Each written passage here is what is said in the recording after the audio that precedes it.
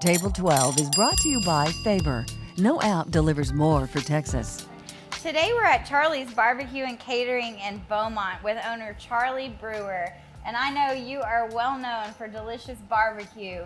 So tell us what we're looking at. Well, Lauren, what you have there, split chicken, which is half chicken, St. Louis ribs, and those lovely homemade links, all beef, even the casing, and brisket. Link, one of Charlie's links. Dip a lot of sauce? No, it's plenty. That good? All right. Grandpa knows best. Yeah. No, that's great.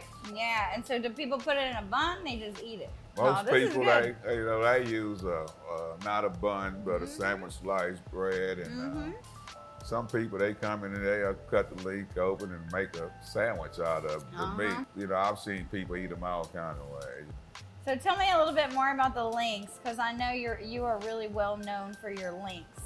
Yes, actually that recipe comes from my grandfather, and I grew up watching him, and he shared the recipe with me and made me promise that I would only give it, to my son, and which my son at the time, he don't have any interest in barbecue, but I get a lot of compliments about those links. I mean, people travel from far, to get, some people, they don't call them links. I get, you got any links, or you have any grease balls, and, it has me scratching my head from time to time, but, I done got used to that, but I go through, anywhere from 250 to 300 links a day. So it's just unreal. Next, I'm gonna try the brisket. So tell me, what kind of wood do you use to smoke? I use red oak and hickory. I use a 3-to-1 ratio. And that's how I was taught, red oak and a little hickory, nothing else. It's no surprise why you sell a lot of these. Yes, indeed. I love brisket, period. Yours is delicious. It's got that bark. It's got that smoke ring that we know to look for. Yeah. It doesn't even need sauce, but I like the sauce, so that's what I'm gonna do. So next I'm gonna try rib. And why St. Louis ribs? I prefer those because you don't have that flat like on a regular spare rib to me. Ribs are cut in between the bone. When you're dealing with that flat, you have to do a lot of trimming and a lot of times I just don't have time to sit there and dissect this big spare rib. It's just easier with the St. Louis.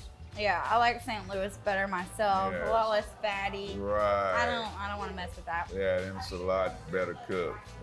Pretty much even. This has got great flavor as well. 10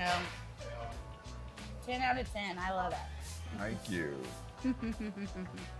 And tell us about these unique knickknacks over here. We call those the old school popcorn balls. All right. Yeah, that's an old recipe. Even the pecan candy. People come here that pretty much the older generation that, they be surprised when they see an old school popcorn ball. They buy 10 and 20 at a time.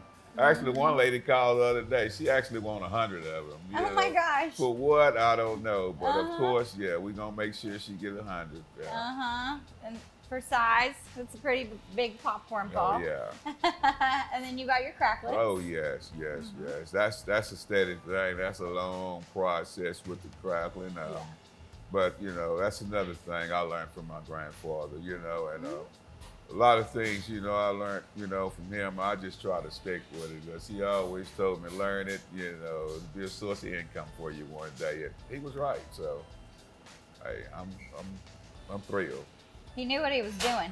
Yeah. And last, the praline. Oh, now that's my wife deal there.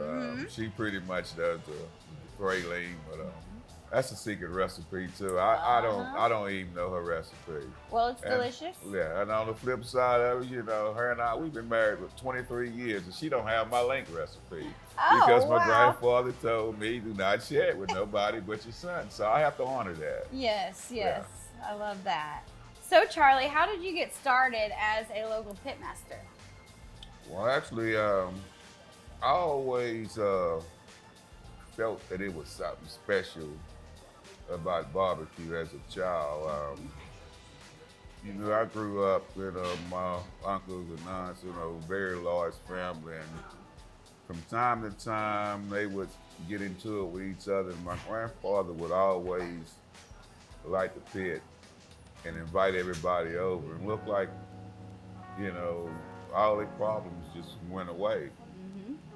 And you know, that just stuck in the back of my mind for years about barbecue. Started doing got the food truck. Started, you know, I pulled it around a nightclub. And one nightclub business was so good to, well, I ended up buying a lot next to the nightclub. Wow. You know, then the city reached out to me for the lunch at the lake. You know, we did that, had a good run with that.